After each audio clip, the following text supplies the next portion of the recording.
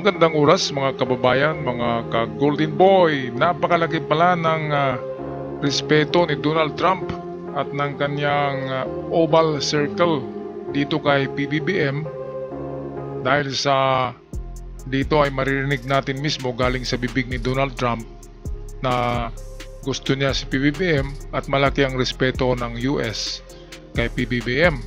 Kaya napakagaling, di ba? Kahit nga kay Zelensky, hindi nagsabi si Donald Trump ng ganyan na nagrespeto siya kay Zelensky. Bagkus ay inaano ni di ba? Ini-screwed up niya ni Donald Trump si si Zelensky nung pagbisita ni Zelensky sa White House, sa Oval mismo. Diyan sa kinaupuan. Sa kinaupuan ni PBBM, yan yung Oval na tinatawag. At diyan tinatanggap ni Donald Trump ang kanyang mga distinguished na bisita tulad ni PBBM. Kaya ito, pakinggan natin si Donald Trump mismo nagsalita ng magandang papuri kay PBBM. Ito'y video courtesy sa atin ng Good News PH. Atin panoorin. We love them. And we respect their leader greatly. This is their leader. Thank you. And good news mga kabayan, President Trump ipinakita ang respeto sa Pangulo ng Pilipinas. Kinumpirma din ng Pangulo ng Amerika ang gagawing factory ng mga ammunition sa Pilipinas. What's very important. Otherwise we wouldn't have approved it. Yeah, it's very important. Otherwise we wouldn't. We need... Dinepensahan din ng dalawang Pangulo ang paglalagay ng mga misal ng Amerika sa Pilipinas sa kabila ng pagtutol ng China. Isinuwalat din ni President Trump na tumulong ang Amerika sa pagsupil at pagbura ng mga ISIS sa Mindanao. The Philippines were loaded up with ISIS and a lot of terrorists. And during my administration, we went in and we wiped them out, working with the Philippines. Nagulat naman ang lahat ng inamin ng Pangulo ng Amerika na kumabig ang Pilipinas sa China at muling bumalik ang maayos na relasyon ng magkaalyado nang umupo siya bilang bagong Pangulo ng Estados Unidos. Sa pagtagpo ni Pangulong Marcos Jr. at President Trump sa White House, ramdam ng mga Pilipino ang respeto ng Pangulo ng Amerika. Sir, your message to the people of the Philippines. We love them. And we respect their leader greatly. This is their leader. Thank you. And he's very tough on negotiating, but that's okay. It'll work out. Ayan, klarong-klaro galing sa bibig ni Donald Trump yan. At minsan lang nagpupuri yang si Donald Trump ng isang presidente ng mga maliliit na bansa. Yung Ukraine nga hindi gaanong maliit yun, di ba? European yun eh. Pero anong ginawa ni Donald Trump? Pinagalitan niya mismo si Zelensky dahil maling-mali ang sagot. Pero kay PBBM naaaliw si Donald Trump. Gustong-gusto ni Donald Trump si PBBM. Kaya nga ito yung magandang balita ay magkaroon na tayo ng factory ng ammunition sa Pilipinas at yan ay made in USA, hindi yan China at dito na ginagawa yan para magkaroon ng trabaho ang mga Pilipino.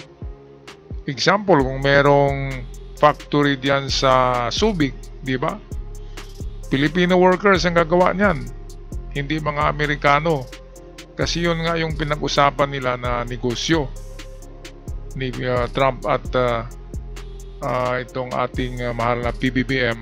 At hindi lang yan basta-basta ammunition. Kompleto na yan, pati na pag-produce ng mga rockets, ng mga missiles, interceptors, ng bala, ammunition, from rifles to ammunition ng mga malalaking kalibre na mga machine gun.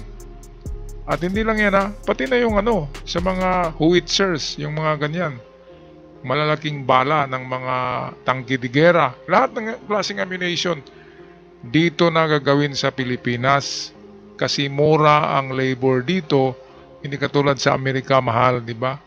Kaya magkaroon ng trabaho ang Pilipino. At ang pangalawang advantage ay kapag magkagyera ay napakaraming bala natin, di ba? Kasi gagamitin yan ng Amerika eh. Gagamitin yan sa mga armas ng Amerika dito sa Pilipinas, sa mga EDCA sites. Yan ang produkto ng mga ammunition, of course, saan ba yan ihatid? Ibibigay kundi sa mga EDCA sites. Pero ang production noon, sigurado maraming Pilipino ang magkaroon ng trabaho. Kaya pandagdag ng ekonomiya natin yan, ng trabaho. Okay, so ito nga, maganda. Kasi alyado talaga natin si Trump. At dito ay medyo hindi na tayo matatakot, 'di ba, sa China. Sasabihin na, naku, mauubusan kayo ng bala. Hindi na tayo mauubusan kung magkagera man. Kasi dito nagagawin lahat eh. At alam naman natin kapag US, mass production talaga yan. At hindi lang yan mass production, malaking mass production. Okay, so patuloy tayo sa video courtesy sa atin ng Good News PH. I think we will.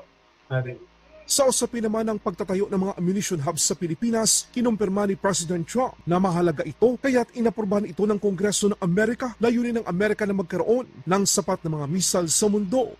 How crucial is the ammunitions hub that the U.S. plans to build in Subic and the Luzon corridor, considering that these will be built in areas that hosts strategic ports as well as military air bases? You look at ammunition.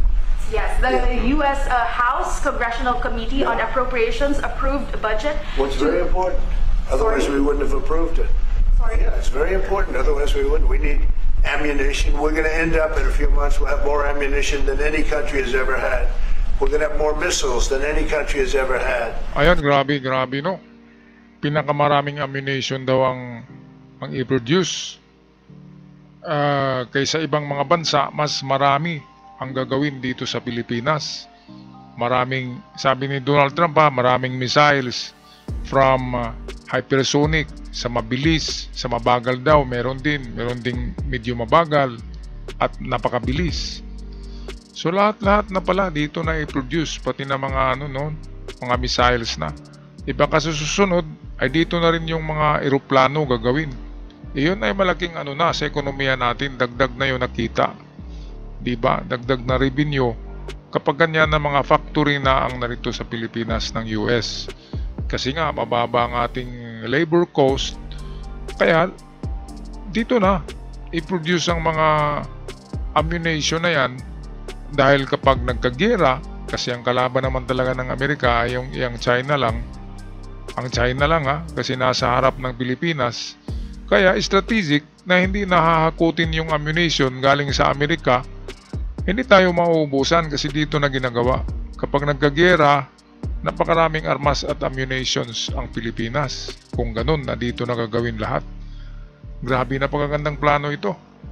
Kasi kaya nga, may prediction na ang Pilipinas ay magiging isang maliit na bansa, pero ang kanyang sandatahan, ang hukbong sandatahan nito ay magiging one of the most powerful military in Asia, in the Pacific. Ay talagang magkatotoo yan.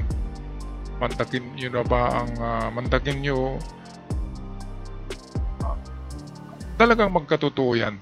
Mantakin nyo naman di ba, mga kagamitan ng US na pagaganda at dito na gagawin sa Pilipinas at ipapagamit din sa atin. Gagamitin sa EDCA sites. Alam naman natin na ang EDCA sites ay hindi lang Amerikano ang meron dyan na mga sundalo, kundi Pilipino rin. Kasi EDCA sites Kaya advantage sa Pilipinas ang ganitong plano. Napaka-advantage niyan. Hindi lang tayo maprotektahan ng Amerika, kundi pwede tayong tatayo sa dalawang paa natin. Sabi ni PBBM ay in the future ay pwede na tayong tatayo sa ating sariling dalawang paa na wala ng tulong ng Amerika.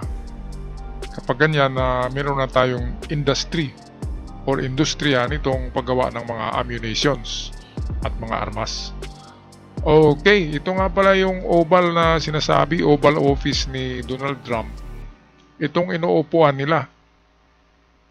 Yan yung Oval. At dyan sila nagpupulong kapag mayroong bisita. Alright, patuloy tayo sa ating balita, courtesy sa atin ng Good News PH. We're going to have all the speedy missiles. We'll have the speedy ones, the slow ones, the accurate ones, the ones that are slightly less accurate. We have everything. But we will have more ammunition than any country has ever had. It's very important to me. Para naman kay President Marcos, ito ay bahagi ng pagtulong ng Amerika sa Pilipinas sa pagkakaroon ng self-reliance defense posture. Adjunct to the question about the ammunition production.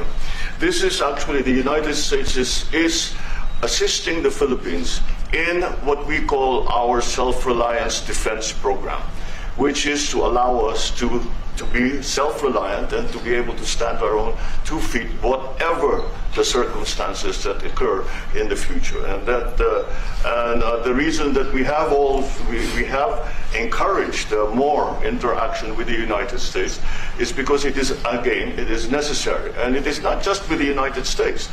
It is with all our neighboring countries and even countries as far afield as the Scandinavian countries, the EU.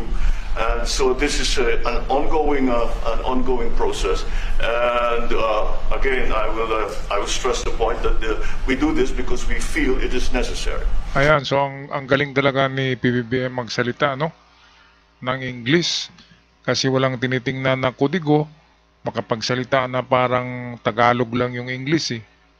Kasi matagal din niya nag-aaral sa Great Britain noong binata pa yan. Kaya kung halimbawa si VP Sara ang magiging diyan katabi ni Donald Trump, paano kaya yun i-Englishin ni VP Sara, no? Yung English ni VP Sara ay pang ano lang, pang grade 6 lang, eh. 'Di ba? Narinig niyo ba yun? Halo-halo, Taglis, eh. Taglis, Bisaya. Hindi pwedeng magbisaya kapag ganyan, hindi rin pwedeng magtagalog kapag ganyan na ang nakapalibot sa iyo ay Amerikano lahat.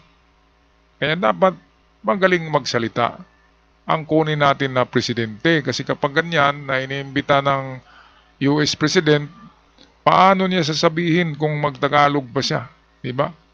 Merong interpreter, pwede rin, pero iba talaga kapag impronto na katulad nito na ang presidente mismo ang magsasalita.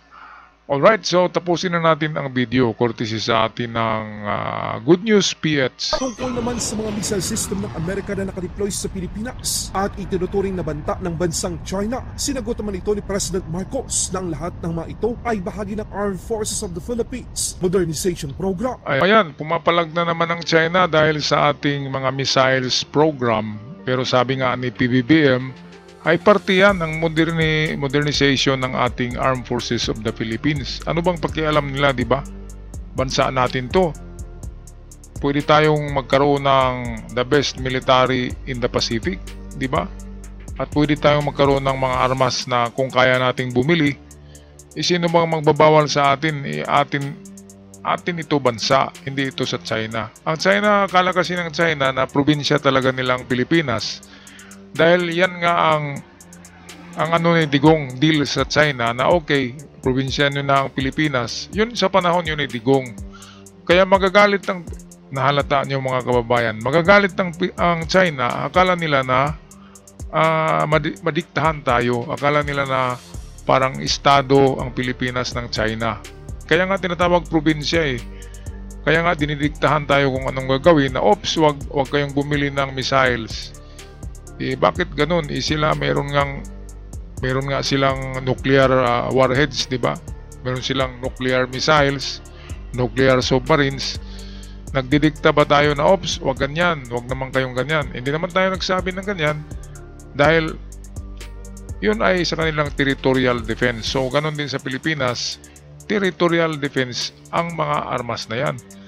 At hindi tayo umaatake, hindi tayo nangaagaw ng kalupaan, ng karagatan. Hindi katulad ng China na talagang nangaagaw, literally.